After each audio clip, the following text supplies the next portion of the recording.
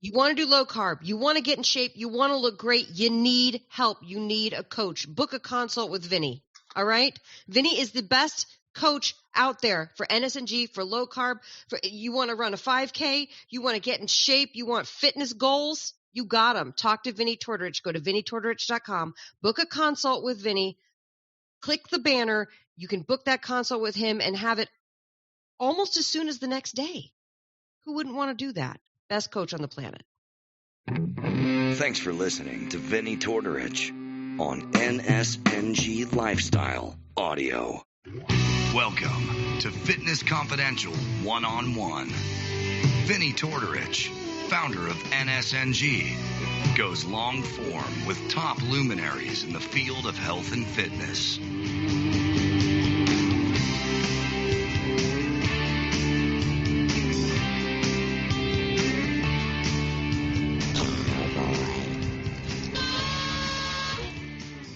I am Vinny Tortorich. Folks, your good intentions have been stolen, but don't worry, I'm here to help you get them back. You may be soft and succulent at the beginning of this process, but hang in there. Before long, you will be lean and mean, guaranteed. Well, I'm packing up my game and I'ma head out west where real women come equipped with scripts and fake press. Find a nest in the hills, chill like Flint. Buy an old drop top, find a spot to pimp. Then I'm a kid, rock it up and down your block with a bottle of scotch and watch lots of crotch. Buy a yacht with a flag saying chillin' the most. Then rock that bitch, jumping down the coast. Give a toast to the sun, drink with the stars. Get thrown in the mix and tossed out of bars. Sip the Tijuana, I wanna roam. Find Motown, telling fools to come back home. Start an escort service for all the right reasons and set up shop at the top of Four Seasons. Yeah, I want to do all those things, and mostly I want to be a cowboy, because if I was a cowboy, I would be hanging out with these two ladies who are both, I guess you could say, cowgirls, right? Please, folks, welcome Tara Van Dusen and Natalie Kvorg back to the show, the Friday show. Yeah. How are you guys doing? Oh, well, there's nothing like starting a podcast with a little Kid Rock. Gotta love it. Are you guys Kid Rock fans? I know nowadays, like, you can't listen to certain artists unless you believe in their politics and that kind of thing.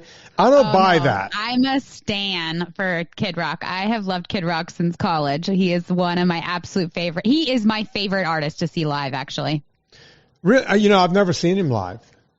He's really, really good. I've seen him 2 or 3 times now live, and he just is quite the entertainer. Vinny, do you remember what song you played for us last time we were here? Was it that song? No. I remember. I can't remember what I had for lunch today. It was I Was Country before country was cool. Yeah. Okay, well, that would make sense. Yeah. It's good to know I have some range that I can find different songs to you know, every time you girls come on. So hopefully you'll come back again and I'll find a third song. You know, probably Whose Bed Has Your Boots Been Under? One of those songs. But no, I don't think that's the case with either one of you. You're both happily married women, right? Yes, we are. Yeah. It was just my anniversary yesterday. How long? How many years? 7 years. I get a kick, Natalie, out of we're not friends in real life, but we're friends on Instagram, right? Meta says we're friends.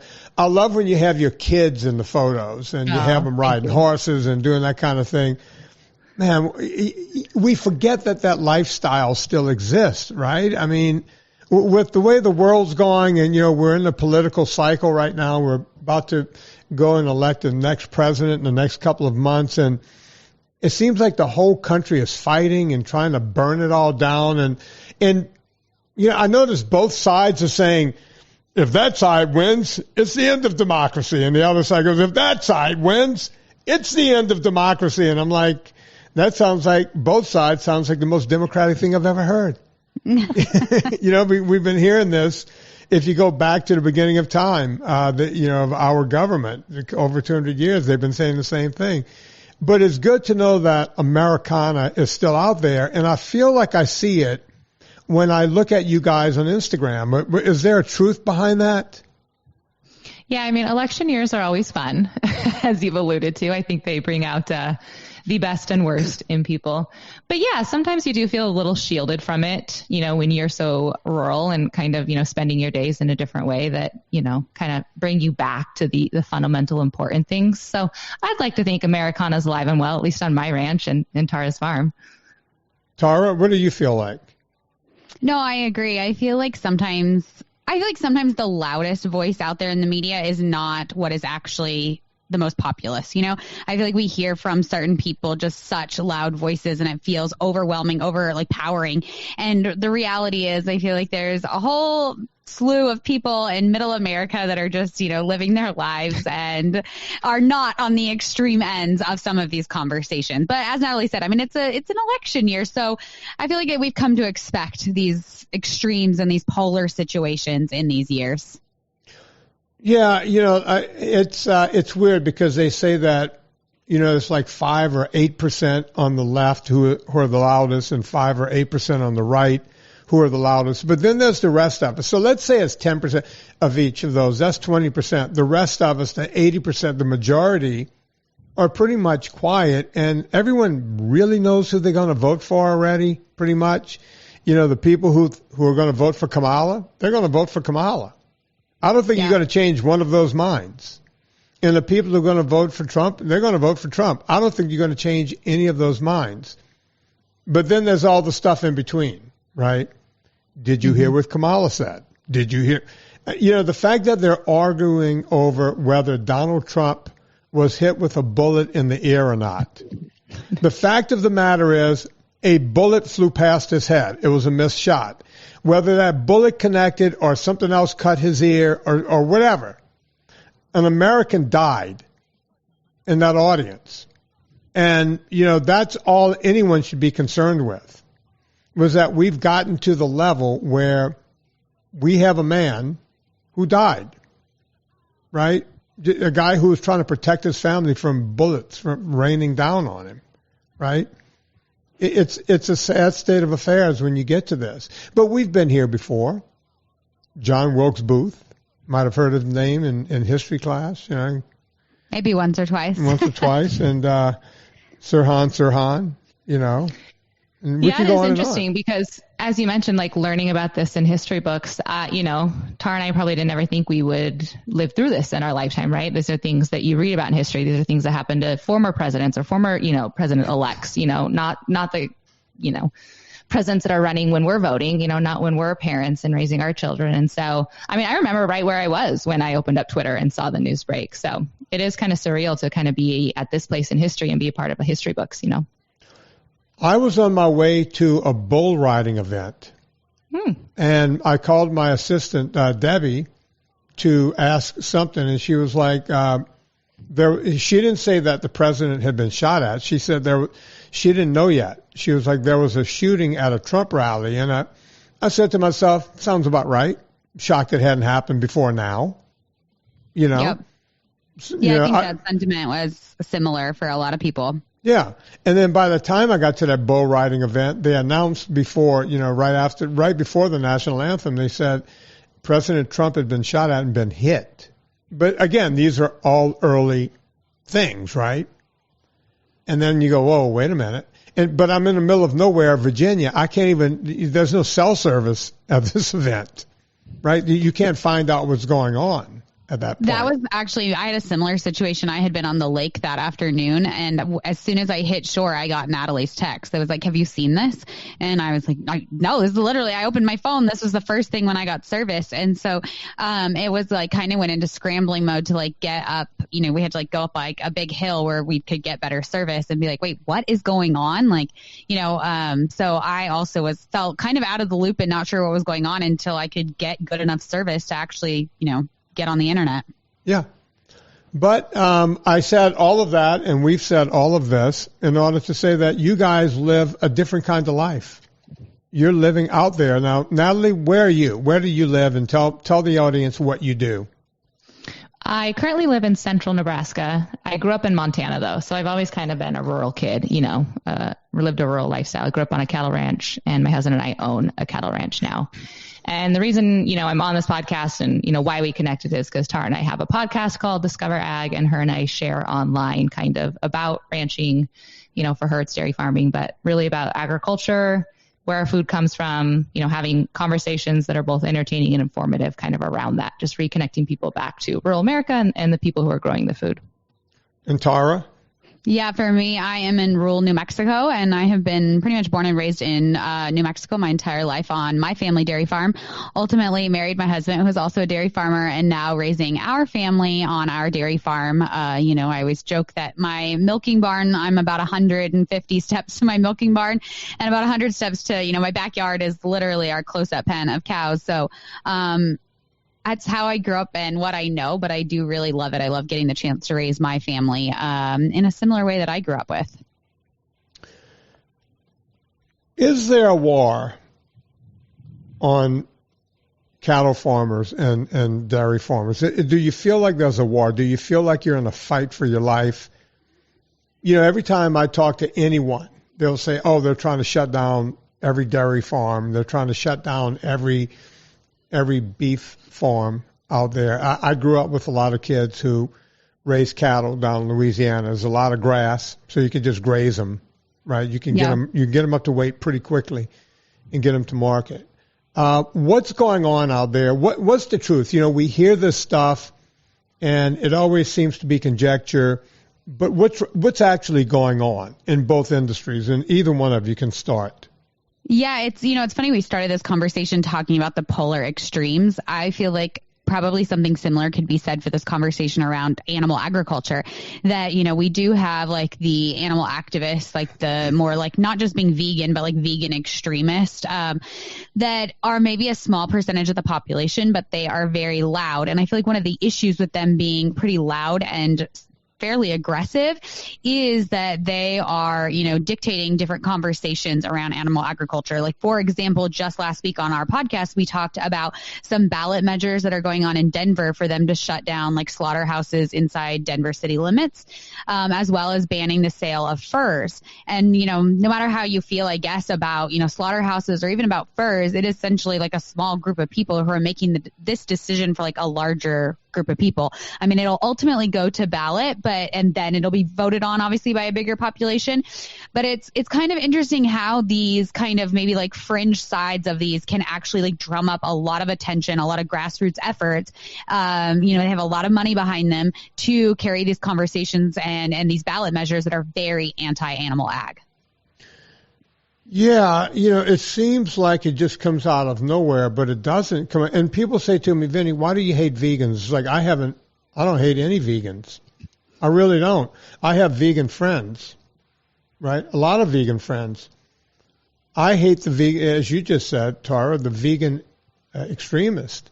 And these people who, and by the way, they're not really vegans. They have a whole different agenda. We like to call them vegan extremists, but it literally comes out of PETA. And I always tell people, really? You want to side with PETA? Have you read the bylaws of PETA? I think if you did, you might change your mind really fast. Now, I don't want to see them hurt a beagle in order to figure out if we should have shampoo. Couldn't agree more, right? I don't want to see animal cruelty in any way, shape, or form. But this is a group, and it's on their first page. They might have buried it by now because enough people like me have said this. If vegans had their way, they wouldn't just be shutting down rodeos saying that that's abuse to animals. They would tell you that I would have to open my front door and let Bonzo and Trixie walk free. Those dogs wouldn't make it 3 blocks before they got hit by a car because they think every car yields to them, right? They don't know that cars can kill you.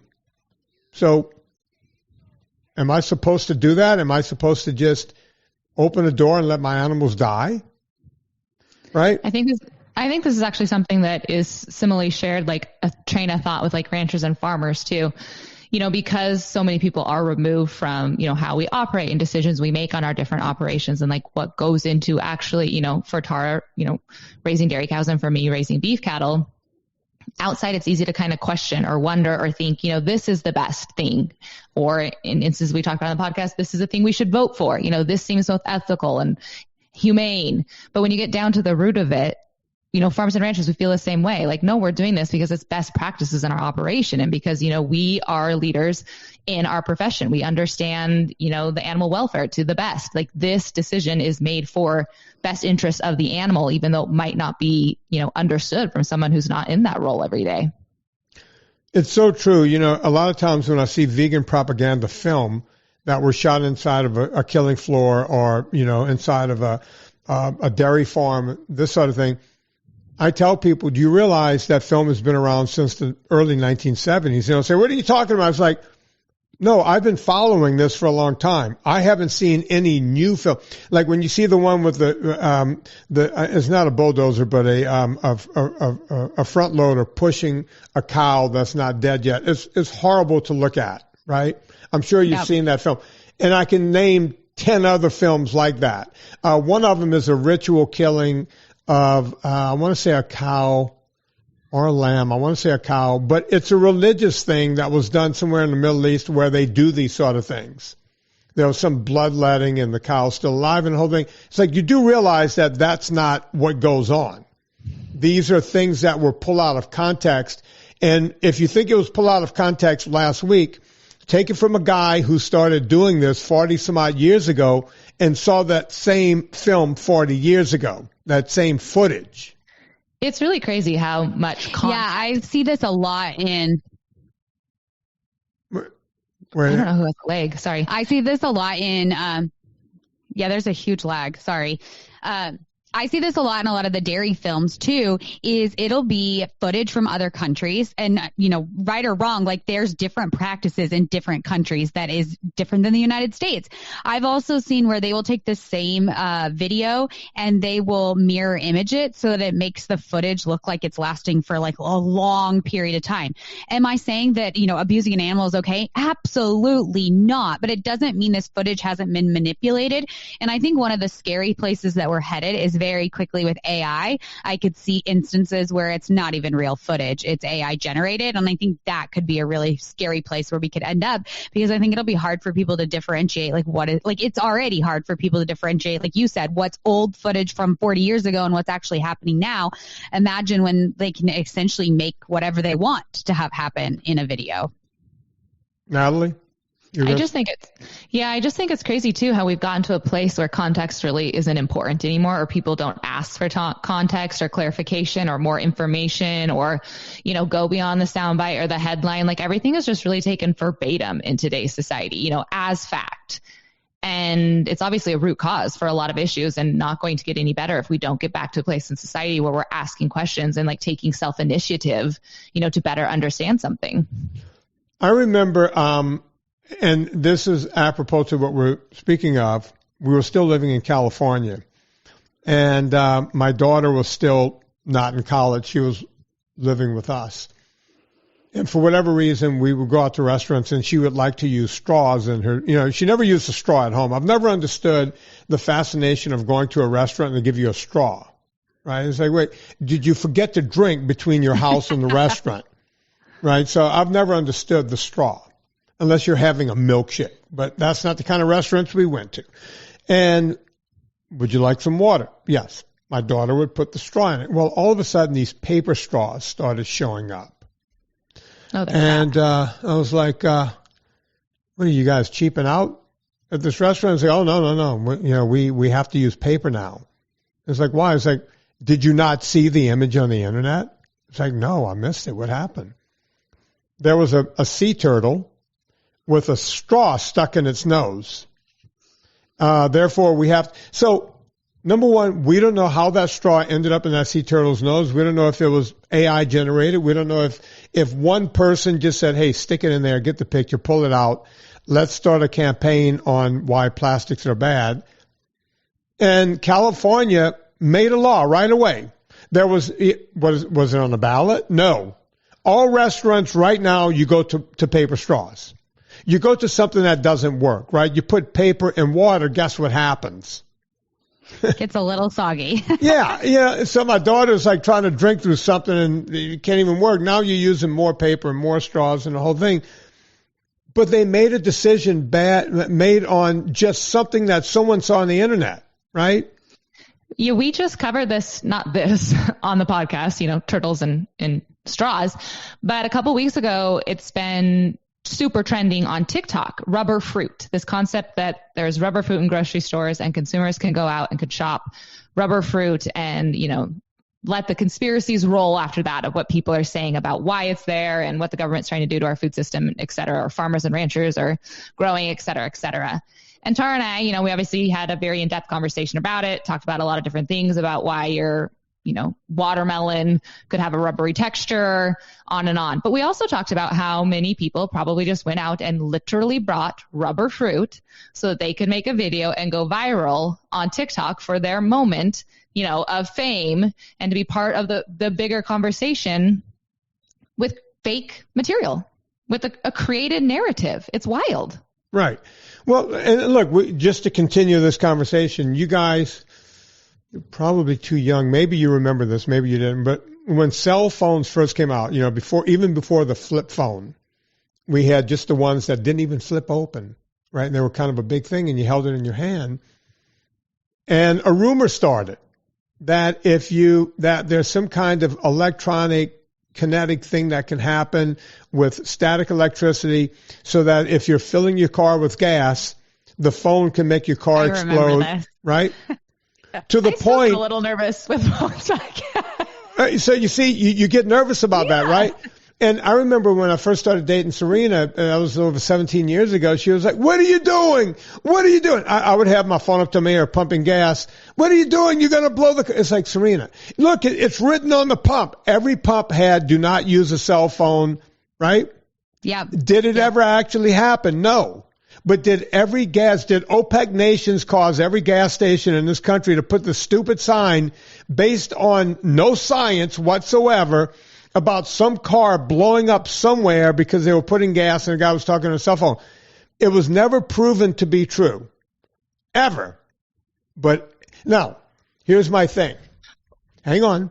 If this is actually a problem, would every gas station not have a security guard out there wrestling people to the ground if they got out of the car with a cell phone up to their ear?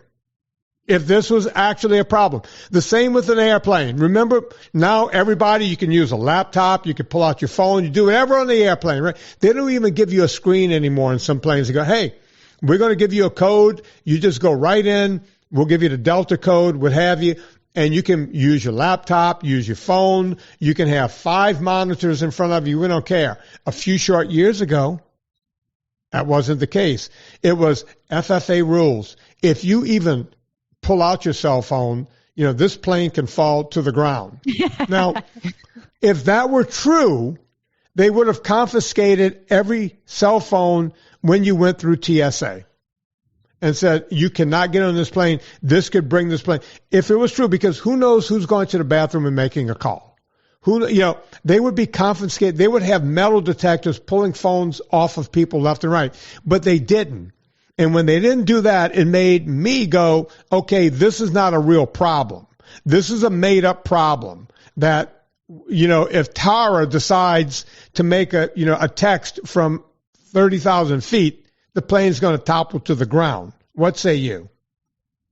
Well, I was going to say, Vinny, you said the taboo word, though, that no one, isn't accepted anymore. People don't like to talk about, which is science.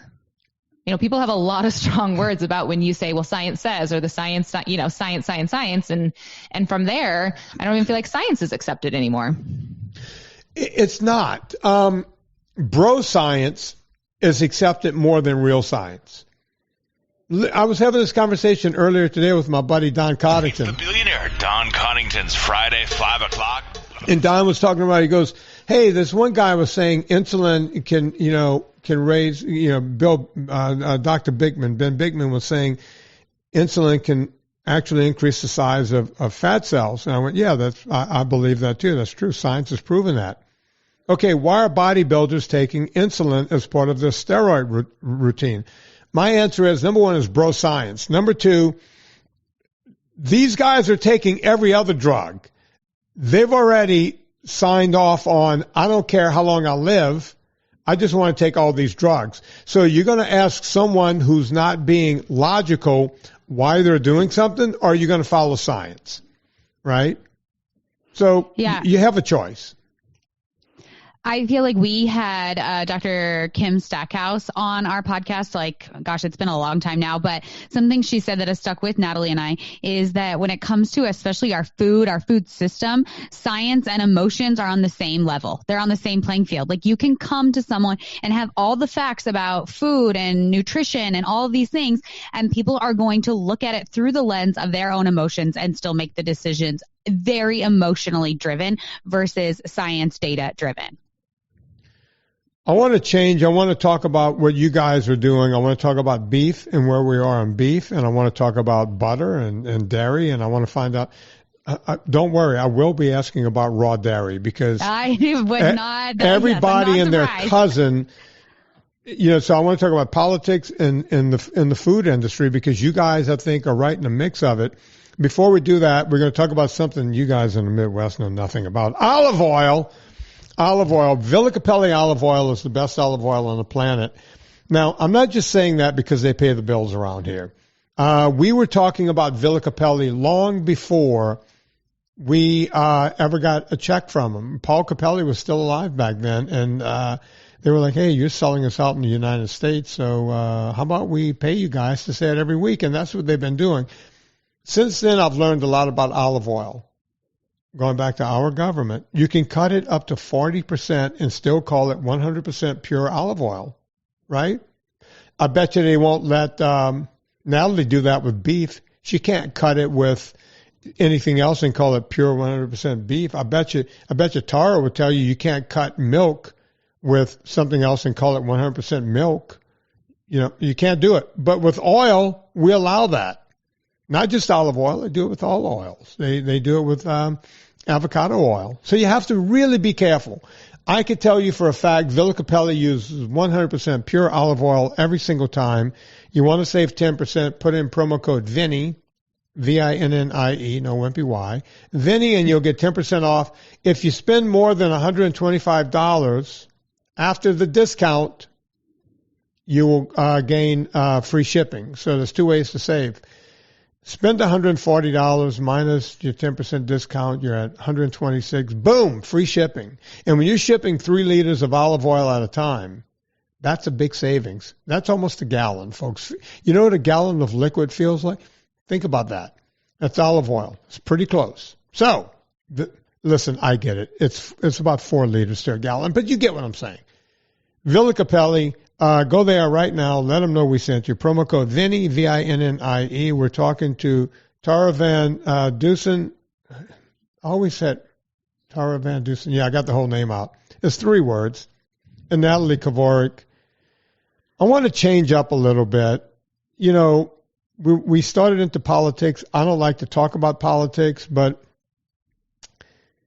didn't Kamala Harris, I know she said before she was president or running for president, when she was running for vice president, I remember her back then talking about beef and maybe meatless Mondays were good and maybe we should get meat out of the schools.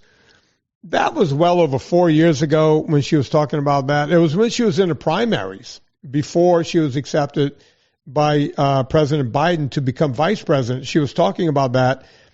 It was scary enough that the woman who became vice president was talking about cutting meat out of schools. Has she changed her opinion? Do you guys have any knowledge on the fact that maybe she went, maybe I was wrong about the red meat thing. Maybe I was just saying something to get elected. What's going on there? I don't. I think actually a lot of the things that's surfacing online is that some of that old footage that you're talking about, obviously not current day.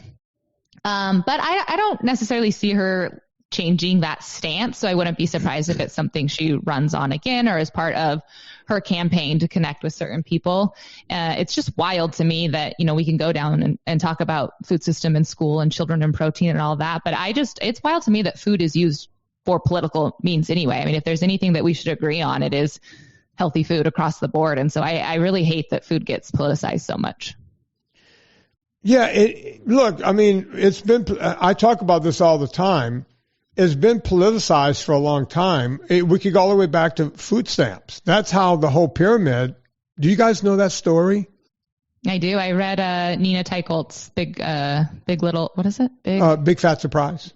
Yes, Big Fat Surprise. Yeah. Great book. Yeah, it is. And we put it in my first documentary, Fata documentary. I laid it out. It's like, the Democrats were trying to figure out, oh wait, how can we give more free stuff? I mean, that's how. And look, it's a great campaign strategy. Hey, let's give people free stuff. They'll vote for us, right? That's how. So they were running out of free stuff to give, and Robert F. Kennedy, his son is running this time, RFK Jr. Robert F. Kennedy was like, hey, we need to figure out how to give poor people in the Deep South free food. How can we do that? It's like, well, let's do a study. And we'll figure out, and they came up with food stamps in that study, but that study was called the McGovern Commission. And it started in 1968 to accomplish one thing, right? But they kept it running for 10 years. Can you imagine a committee going for 10 years? Now these congressional committees, they start and finish in about 3 weeks or a month, right? We just saw the January 6th committee. How long did that go on for? A few weeks, something like that? And they always have a committee that goes on for, this went on for 10 years. And during that time, Ancel Keys got in there and said, you know what? I'm going to start pushing my agenda. They had already figured out food stamps, but they kept it going. They kept that open and they kept meeting. And at the end of it, they said, meat bad, grains good. They hit the gavel and said, that's what we're going to go with. And very shortly after that, we started seeing, all of this stuff coming out. And by the early 1990s, we had a pyramid. Crazy, right? And we haven't been able to unring a lot of the, misinformation that's come out of that. That bell has been rung, and here we are still trying to fight things like, myths around cholesterol and meat and cancer and all these different things, because once people get something in their mind, it's hard to undo it. I wrote that down though. McGovern Commission, is that what you said? Yeah. It was actually the McGovern Committee, not commission, committee. Go look that up. Rewatch Fata. Have you ever seen Fata documentary, my first movie? Yes, but it's been a while. I was just thinking I wouldn't mind watching that again and refreshing, because I do feel like this conversation around fat is like gaining momentum, that we're finally, like Natalie said, it takes decades to unring or retract those statements. And so I feel like we've had this war on fat and replacing fats with lots of sugars. And now it feels like we are trying to like rewind the tape and be like, fats are not the problem, but maybe we shouldn't have added sugar added to everything. And I'm hopeful that there is some actual movement in these conversations of moving in the right direction and kind of fixing the wrongs that have been done. We're all saying the same thing. I always say you can't put the toothpaste back in the tube, but Nina has sat with me in this very house, right? She was hanging out. She comes sometimes, and we're friends. And we were sitting one night having a couple of drinks going, are we making a difference at all? Like, is anything happening? Because as you said, Natalie, you can't unring that bell, right? There's no way to move time back and say, let's do a do-over. Just like there are people in California still using paper straws, right? And you sit here and you go, oh, well, that's silly. Yeah, but they're still doing it. And when you ask them, they'll go, well, that was a turtle with the nose. Come on. And in their minds, there's that Mandela effect. I don't know if you guys know what the Mandela effect is. Go look that up later. But then the story becomes something else. They found 1,000 turtles with straws up their nose. When in fact, we don't even know if there was one turtle with a straw in the nose, right? Well, and as you highlighted, I think people like to feel like they're doing something, and to circle back, you originally asked us, like, is there a war on beef and dairy? And I think in today's society, when we want everything, packaged nice and neatly and straightforward and black and white and no gray area, when people do feel like they want to, combat quote unquote climate change, and they get told an easy thing to do is Meatless Mondays, they just check the box. Like that's an easy thing for you to feel good about. Like you are playing your part. You're doing your role. I won't meet on Mondays. Great. Check. I'm a good person. I'm doing my part, and well, I have a lot more to say about that. Well, look, it's sad, it's sad, but it's true. The whole, people, I get called a climate change denier, right? Or actually they call me a climate denier. And I always go, wait a minute. I've never denied that we have a climate. And I've never denied that we have climate change. The problem I have is what's causing that climate change. It can't possibly be the bazillion of cars on the road and all the factories spewing crap out into the air. It's got to be something that existed before that, like a ruminant, which makes zero sense. Go on. No, I think that's such a good point. I mean, Natalie and I obviously have this conversation a lot. And I think one of the issues also is that when you start having a conversation about ruminants, it's so more complex. There's so much nuance to the conversation. It cannot simply be this conversation that you have in a vacuum chamber that is just looking about carbon in and carbon out, right? Like if you're like, cows produce X amount of carbon. Oh, well, if you took them off the board, then we'd fix the carbon problem. And it's like, what about all of the other things that cattle do that are positive, whether that's, nutrition, nutrient dense foods, what they do for our soils, the list goes on and on. You are not in a vacuum. Your ecosystem is not in a vacuum. It's all of these things playing together. Like there's so many studies that biodiversity goes up where, ranch land has healthy soils and there's, grazing animals, but none of that gets talked about. It's just too simple for people to say, this is the carbon, remove the cows, remove that carbon. And that's just not the case. Well, and I don't think people even know. Like, I don't think if you were to poll the general public and say, when you're upset about methane belching cattle, that is the same thing as you mentioned, the bison that roamed the earth when, before we were here. Like, I don't even think people can put those two and two together. And sometimes I think you share that and then they start putting the puzzle pieces together. Like, oh, I didn't realize that that's what a ruminant animal was. I didn't realize that, ruminant animals, as Tara mentioned, also do this. There's just such a disconnect, I think, from some of those beginning portions for people to even start thinking about. Well, there are a lot of other ruminants that are still roaming the planet, but they don't talk about those because they're in Disney movies and they're too cute, right? Yeah, I'm not trying to be funny. I mean, that's I know you're totally right. If ruminants are a problem, the Disney effect. Yeah, I mean that we humanize animals, and that's a problem because then people are disconnected from what nature actually is. Like nature's vicious. I think Tara always shares that one of her favorite graphics is a vegan thinks that a deer passes away, like he's on his a hospital bed with his family around him, and he closes his eyes, and it's in reality, that deer's getting, mauled by a wolf, and then the wolf's getting, mauled by a grizzly. It's vicious. It's nature is hard. I've heard people talk about, old animals who get attacked by other animals who lose their teeth and then they starve to death. I mean, it's vicious out there. And when we remove, and as you said, the Disney effect, we humanize all of that and gloss over and paint over it. We're not doing any justice or helping ourselves either. I can tell you there are a lot of deer hunters. I've never actually done this myself. Actually, I've only seen it a few times where I couldn't bring myself to doing it, where they've shot a deer to put it out of its misery. They get too old. They're frail and feeble. They're walking around and falling and holding, and you see it from your tree stand. And, you have to do this animal a favor, right? Why let that animal live in another week or 2 weeks of absolute misery until it dies? You can actually help this animal. Right? And I've heard a lot of hunters, just doing that, just putting an animal out. I have to kill half dead animals all the time in my yard because I have a hunting dog and a terrier now. And they will go and attack an animal and it's got half of his guts hanging out. It's still alive. I keep a very sharp shovel where I just go and my wife says, how can you do that? It's like, would you prefer that we sit in the house and know that that animal is in the yard suffering? Is that better? No, you have to put it, and it's usually squirrels. You have to put them out of their misery. Oh, there's nothing worse than, a good mouse catching cat that is outside and you can tell they're making a sport of it. Like they're having fun, slowly torturing the poor mouse to death. And so it is this disconnect when it's whether it's Old MacDonald or Disney that we just do not understand that relationship between like animals and people, circle of life, like farm life, seeing things be born as well as seeing things pass.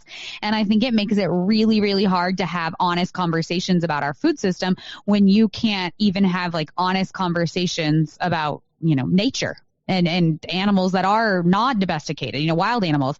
And then trying to get into a domesticated animal. I mean, it goes back to one of our very first points that people think like you're going to open your door and your dogs are going to go out. I think people think we're going to open our barnyard gates and the cows are going to go out and be free and grazing. And if you've spent a lot of time around dairy cows, they are not going to make it very long without human intervention. That's absolutely right. And by the way, going back to Natalie, what you said, right at the beginning of going off on this diatribe, I've had Peter Ballestat on this show, who's an agronomer, probably more than anyone else. He's probably been on 6 times over the years. I've had Frank Mitlerner on the show, who's one of the foremost authority on agriculture, agronomy, and what's happening with the atmosphere. As a matter of fact, Frank was in my 3rd documentary, Beyond Impossible. You have these guys, these are very smart guys, and you have idiots going, no, they're wrong. They don't know what they're talking about, or they have an agenda. I know Peter Ballestat. I've had dinner with Peter Ballestat, but we've hung out for a long period. Somehow Peter became buddies with one of my brothers who happened to be with me one night. I think they still have conversations from time. Peter does not have an agenda, right? Other than, hey, I'm sorry, this is how it works. There is nothing. And by the way, it's not certitude, right? He's not sitting there going, I'm certain about this. This is it until you show me different science. And don't make up that science. I think it's Albert Einstein who said there's nothing more dangerous than a confident idiot. Is that right? Something close to that. Yeah. And I always think about that when you say that, certain people aren't believed all the time. Or that they're, and that's actually something that Tara and I talk a lot about too when it comes to our food system. And when her and I talk about like cattle and the climate too, we always talk about how, we're not denying, that we have a climate impact or climate footprint or all of these things, but So to your sense of like not we get called like denying climate as well, but I think people just I'm sorry, my kid just walked in. That's motherhood there. We were talking about those kids at the beginning of the show, and look, this is real life. That's what I love about podcasts. It's real life. Are they okay now? Yeah. Are you sure your kids aren't going to fine. like die? They're not building a bomb like a Molotov cocktail or something, right? Because farm kids can get into stuff. It's like, wait, we have gasoline here. What else you got? You got some matches? No, but what I was trying to articulate before I got totally sidetracked is that, there are people out there like we've had Frank Mitloder on, and we've actually met Peter at a conference before. I look up to both guys, so much. And I agree. They're not out there, blindly leading their convictions. They're doing research. They're studying their knowledge. They're always expanding their viewpoints. They're always having further conversations, to look at different angles. And then yet sometimes we'll believe the person that is just blindly, like, the Albert Einstein quote, set in the ways of their convictions and not even, looking to assess if it's true or not. Well, and talking about agendas, I mean, we all saw the piece that was put out on Frank. That was like a hit piece from, was it the New York Times? I forget who it was, that just absolutely like blasted him, had so much misinformation, blatant like lies about him. And it's not like he hasn't ever been upfront with, where his research is at, who's funding it. And he is like the first to say agriculture can do better. And you and I, Natalie, say that all the time. Again, we're not denying that we don't have an impact. We're not denying that we can't make changes, but there's a difference between removing animal agriculture and making changes to the system. Like those are two very, very different conversations. Well, think about the footprint. If we go back let's go back exactly 100 years, right? 1924. We had a lot of people on the planet. Planet wasn't in the shape it's in now. We were eating way more meat. right? The Industrial Revolution was on its way, but people were still living on farms. You know, people were moving to the cities to get jobs and in plants and everything else. But we didn't have the carbon problem we have today when we were actually still eating more animals, right? So how can we blame it on that? Right? When we saw the Industrial Revolution happen and people started driving cars, and before you knew it, we were flying all over the place, and you name it, right? And we don't look around and go, well, that's the problem, right? You know, we always take this thing and wave it in the camera, you know, the cell phone. Everybody who says it's a problem, they're using a cell phone. They don't even think of the energy and the carbon footprint of this one simple 2x4 inch device, right? Or people that think like factory meat is the answer, you know, and I'm not talking about like Beyond Burger, but I'm talking about like, you know, lab science, grown. like culture. Yeah, cultured beef. I'm like, think about all the energy it takes to run that plant. That Talk that about beef that, is now Natalie. grown in, Explain you know? what cultured beef is to the audience, as if we were third graders. Well, they're just, I mean, I'll give it a whirl. I'm not an expert on it, but right. I mean, they're taking animal cells. So it is from an actual, you know, beef animal, but then you're growing it in a petri dish, and then you're just manufacturing it in a lab, essentially. You know, it's lab grown beef. And so you need all sorts of energy to run that plant, and you're eating whatever was grown on a petri dish. And if, you know, a lot of people, when they argue for that over whole beef, you know, animals that's in my backyard, I can't even put two and two together. What could possibly go wrong? Go on.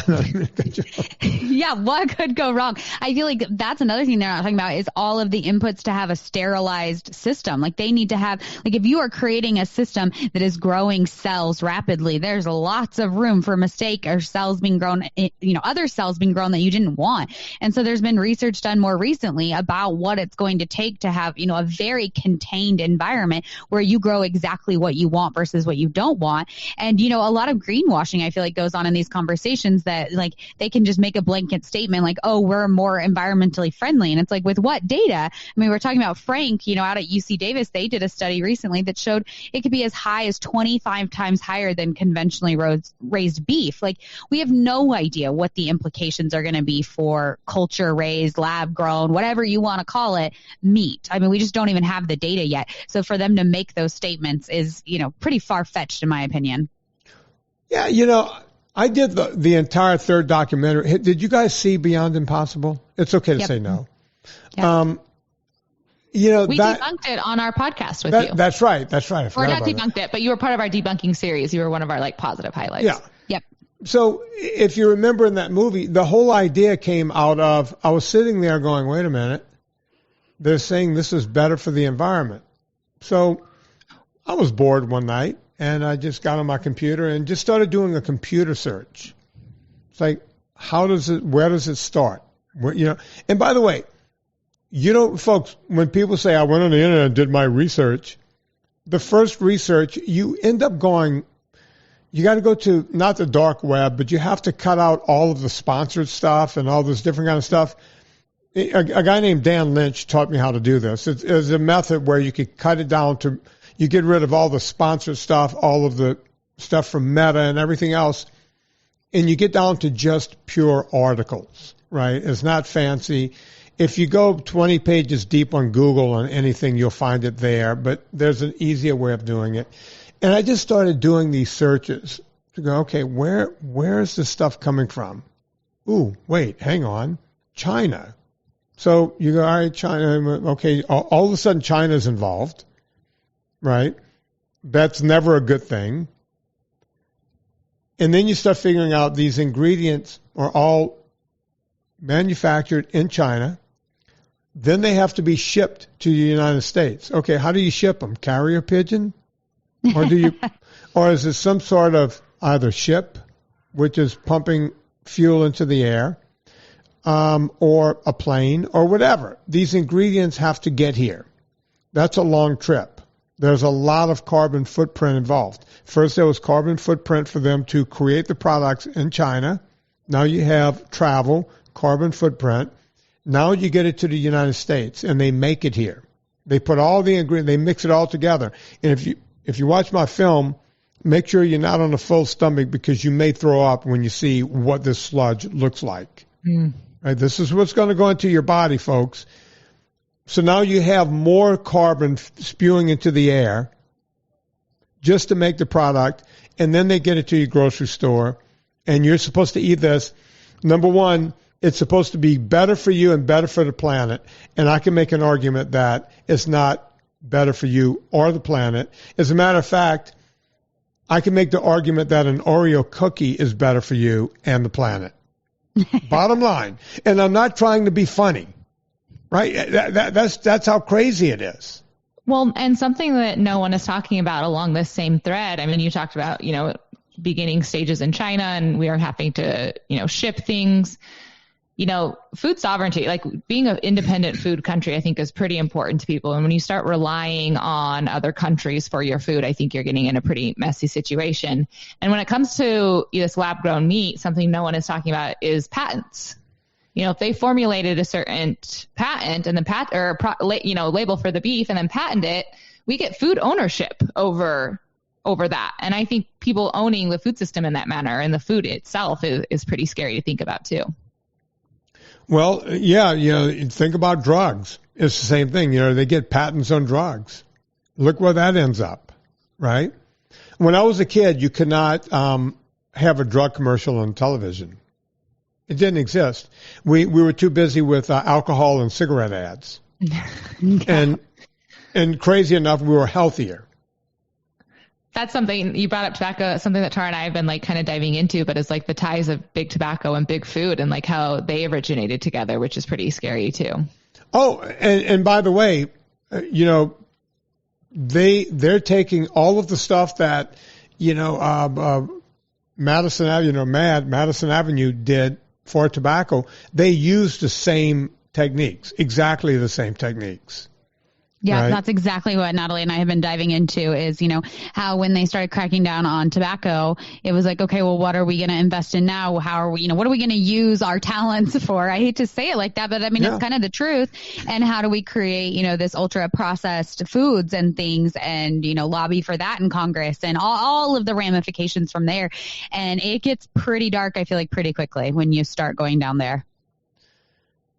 I want to change a little bit. There was something you guys wanted to talk about before I get into the raw milk thing, because don't worry, we're not going to do it.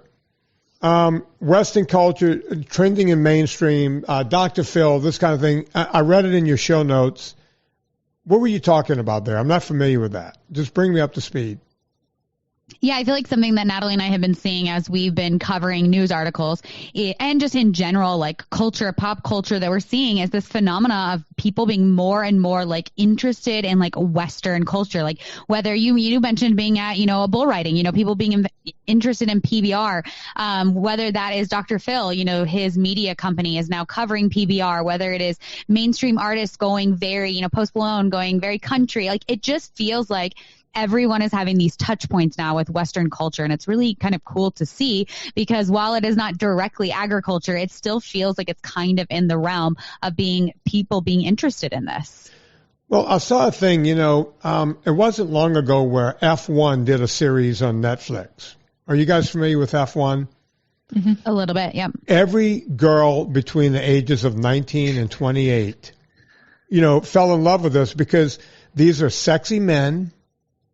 And they're in these sexy machines doing very dangerous things. My daughter took to it but my daughter loves sports events. She loves football. She really loves baseball. But she took to this, this F1. Oh, my God, F1 is what do you know about F1? I've been trying to get you into cars. I would buy fancy cars. And she was yeah, we're good. Her dad, she's my stepdaughter. Her dad has fancier cars than me. She could take them or leave them, right? All of a sudden, F1. I was oh. And then my wife told me, she goes, have you ever heard of PBR? And I said, yeah, professional bull riding. Are you kidding? She goes, oh, you know about that? I went, yeah, I grew up in the middle of nowhere. It came out of rodeo. It was kind of the icing of the cake of every rodeo was just the bull riding. And PBR broke off years ago, and it's a big thing. I mean, they're cultivating these bulls. I mean, some of these bulls are $500,000, $1 million. And I was explaining to her how it works, and how bull riding works, and she was like, "Yeah, there's a show." So they're doing a show just like F1, right? They're showing you these guys, and I said, "Serena, don't watch a show. Just go to one of the many channels we pay for and go watch the PBR. That's all the show you need. That's the show." Well, I might be on her side or team, because depending on which show she's watching, I might also be watching it as well and a big fan of it. Natalie did love that show. Yeah, I wait, can you hear me now? Mm-hmm. Okay, mm-hmm. I put my sneeze button on so I could cough. But yeah, it must be that show. But she saw it. Her sister over in England saw it, and they're loving it, and the whole thing is like, and it was like, honey, there's some local bull riding in our neighborhood. She was like, "Really?" And I'm like, "Oh yeah, oh yeah." And we went out there, and she loved it. She loved the people. She was happy that she surreptitiously about a year ago bought some Lucchese's, because that's the only brand I buy, because they're the only ones that fit me correctly, right? So she has some Lucchese, so she felt like I said, "Honey, you realize with Lucchese, you're like the belle of the ball out here." That's definitely. Yeah, this is the high end stuff. But she had the stuff, right? She had the boots. I got to hook her up with a nice buckle somewhere, because that matters too. But she enjoyed it. You got to bring her to NFR, Vinny. Say again? You got to bring her to NFR. Yeah, I don't know if she would. It's too much, right? Too much. It is a lot. That's a big event. It is. It's in Vegas, right? Yeah. Yeah. I've been to it, and we both hate Vegas. That's kind of the problem. And but I think it's too much. Like on the second day, she'll have enough. Yeah. Right. Yeah. I could sit there all day long, and I don't even drink beer. Right? I could just sit there all day and just watch everything. Even barrel racing. I can watch it all. Yeah, rodeos are fun. I grew up going to like our small town rodeo, and then have just continued and been able to go to some bigger, the American's a pretty big one down in Texas, and the NFR. And it's cool to see, as Tara kind of said, and we got into this original conversation, but people being brought back to this lifestyle and some of the roots of, Western culture, and enjoying it. I think that's the coolest part too, is they're like, "Oh, I actually do like this. I enjoy this. Like, I want to be involved in this kind of culture, this lifestyle more." A girl I grew up with ended up marrying a guy in right outside of Salina, Utah. Sounds like I'm getting ready to go into a country song here, but it does. And they have cattle and the whole thing. Their kids are into it and all that.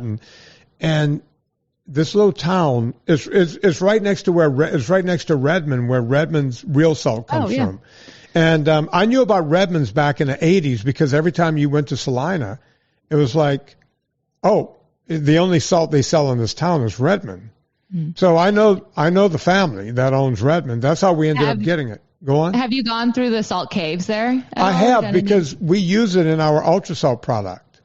We use Redmond's real salt. And have you done it? Have you been through? No, but we talked about salt on the podcast a couple weeks ago, because it's also trending on TikTok right now as like a wellness hack. And there's a lot of, misinformation being spouted about that. And as I was reading about it, I was just reading about, Himalayan salt and, some of the salt caves over there, and just, I don't know, I think the harvesting and the processing of it all is pretty neat and interesting. It's crazy. And I've been a couple of thousand feet below the earth down in Utah, where the stuff is pulled out.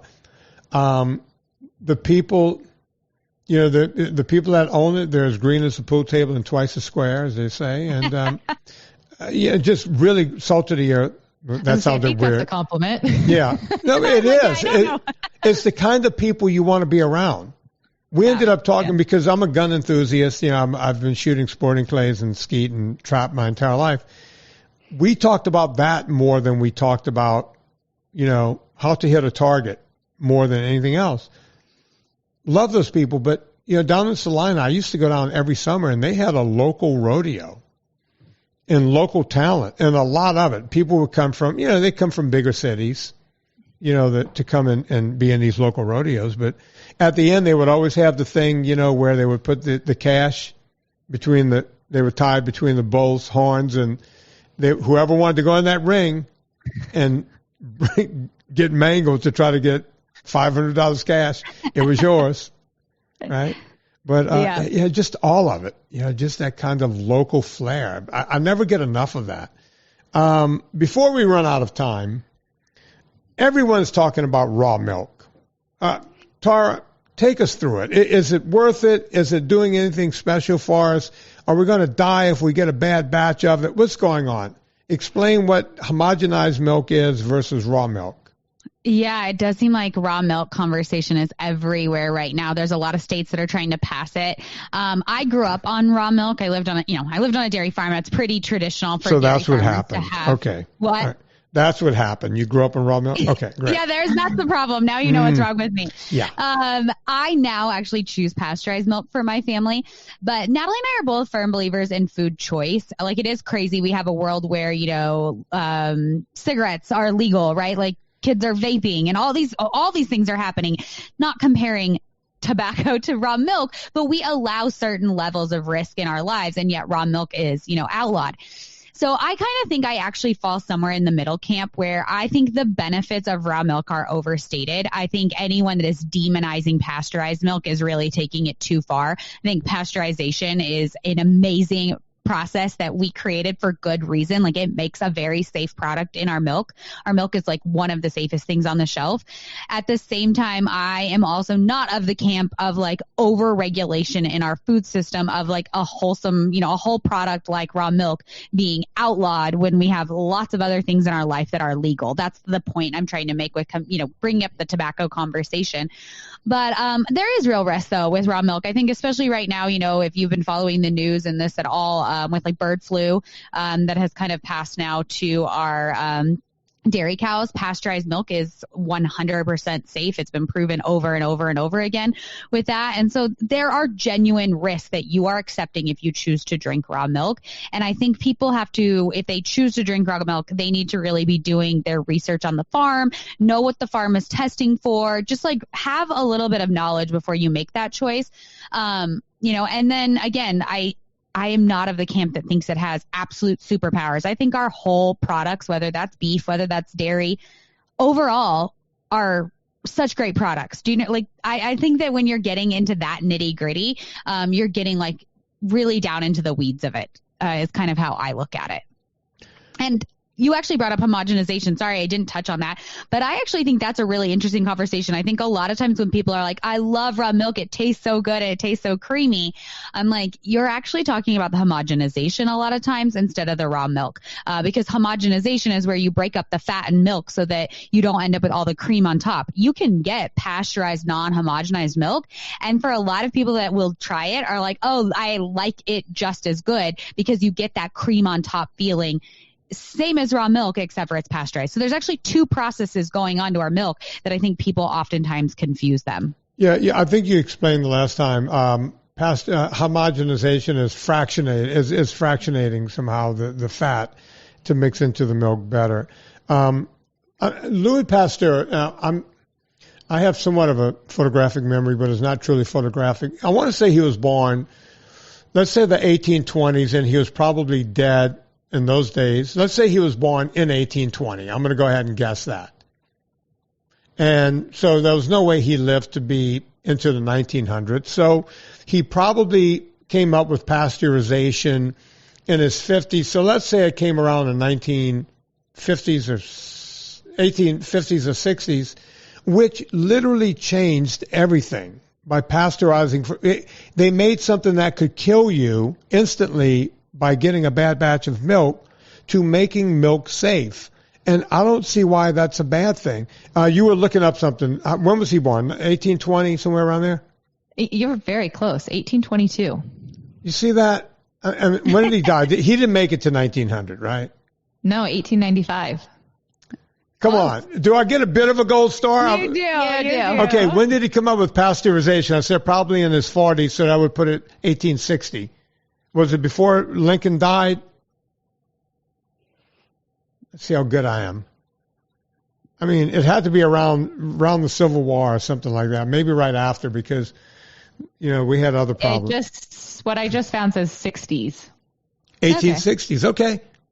All right. So, and I feel like one of the things that you have to consider is you had people moving from rural America into cities from this point all the way into, the 1950s. Like that 100 years was a massive shift in where people lived. And so you had milk being brought into these cities from further away. You had inner city dairies that who knows what the sanitation practices were at that time. So pasteurization was absolutely crucial. I think we also have to consider now animal welfare has never been better. Our food safety, it's all stainless steel. It's, go in our dairy barn and I practically would eat off the floor up there. Like it's spotless. And so that is some things to consider that I realize we're not, there was a reason it was invented, but I don't think it should be demonized is really one of the issues I have with like the raw milk camps is pasteurization is not inherently bad. It was actually an incredible invention that saved, hundreds of thousands, if not millions of lives.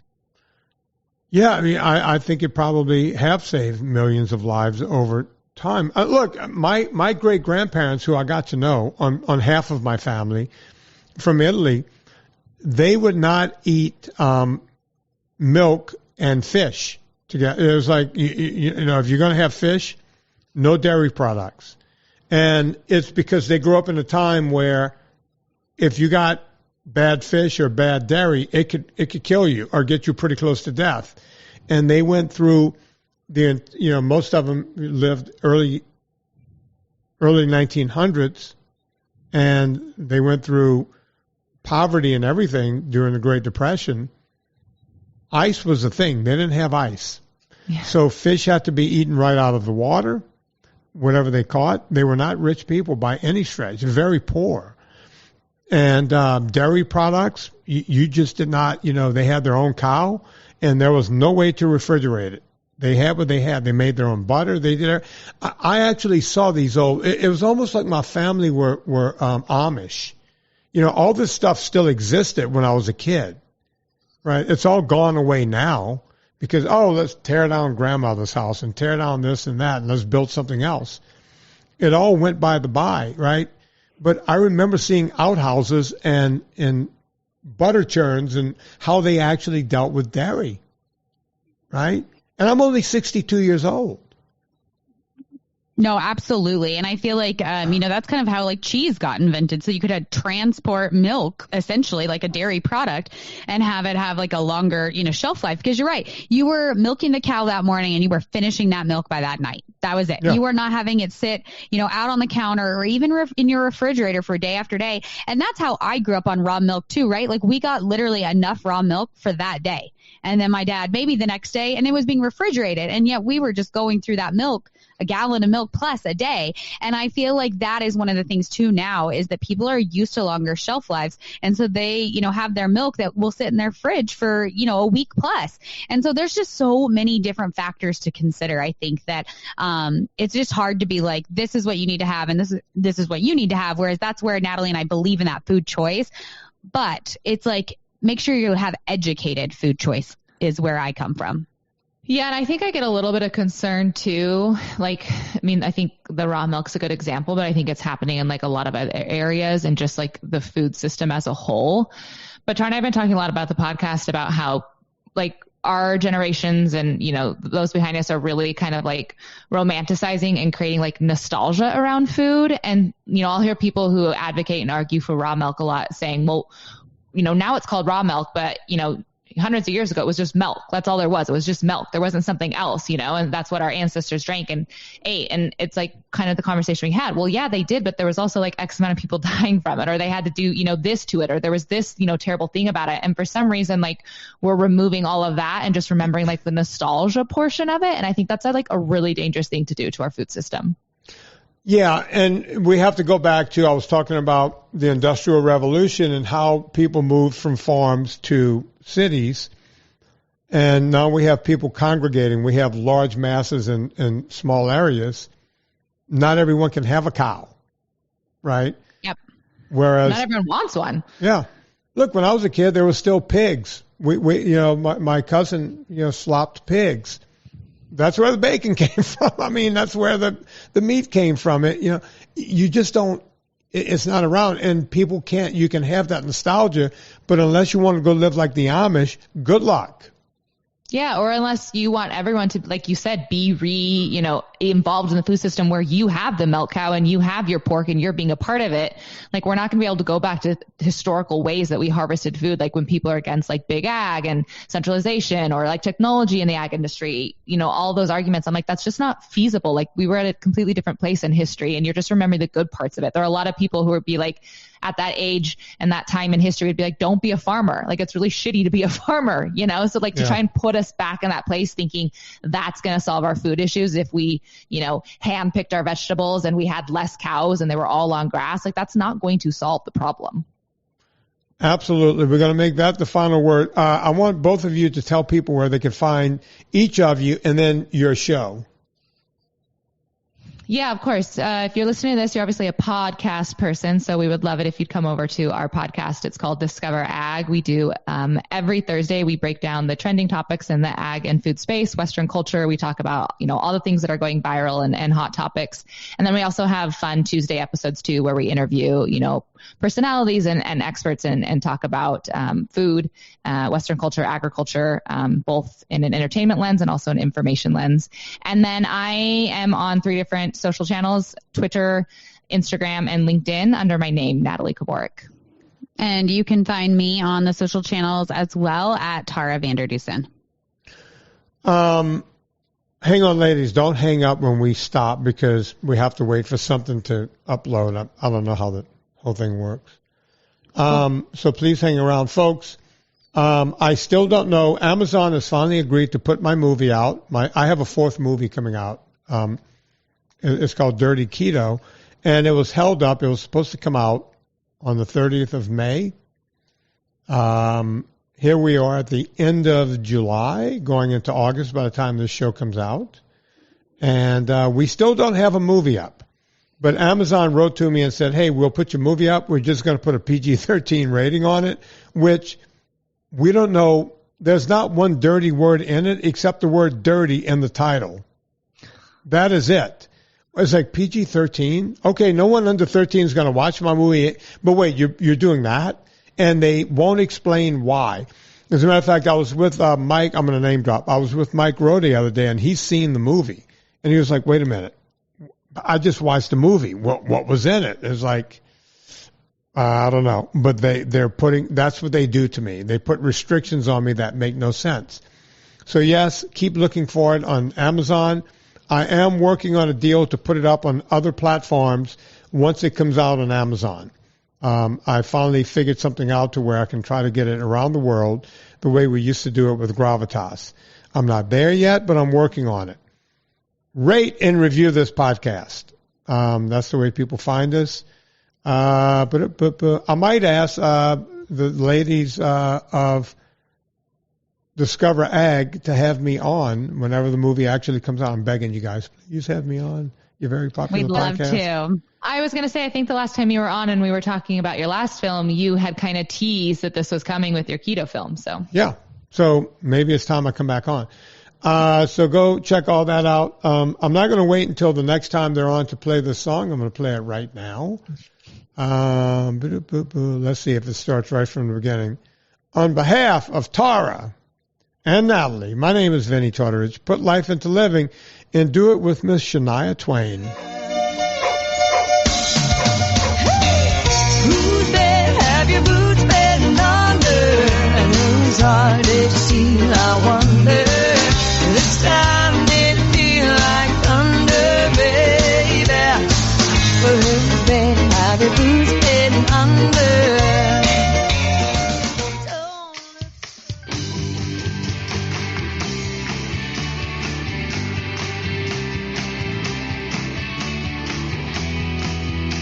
Thank you for listening to Fitness Confidential. Get more information at VinnieTortorich.com. Remember to rate and review us on iTunes. And follow Vinnie on Instagram and Twitter.